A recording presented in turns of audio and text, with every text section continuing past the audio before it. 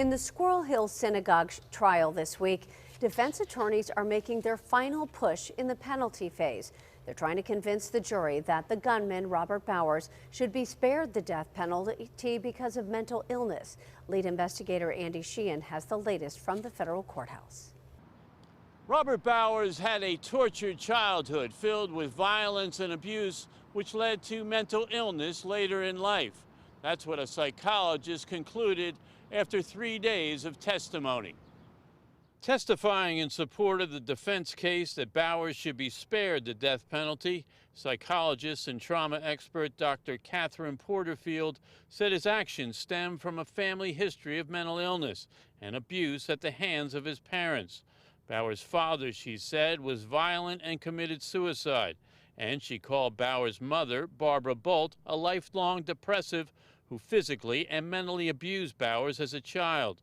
Porterfield interviewed Bolt, who bizarrely admitted to showing the child how to sexually pleasure himself as a child and cutting herself in front of him. "I was a terrible mom. I did horrible things," Porterfield quoted Bolt as saying. "I should do half the sentence. He was provoked into things."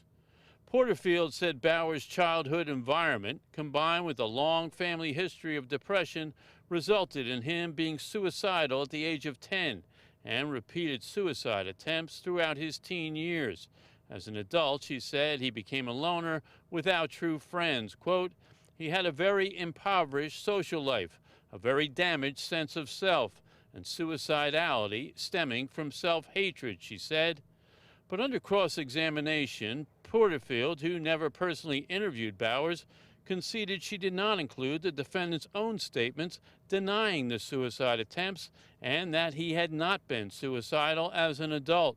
Prosecutors also brought to light that Bowers had reconciled with his mother, had been a responsible employee at a local bakery, and kept a tidy apartment as signs that he had adjusted. The jury also heard from witnesses who knew Bowers as a child. Dennis Kavanaugh, Bowers' fifth-grade teacher, said during a time math quiz, Bowers, quote, became anxious, shaking, and shouting.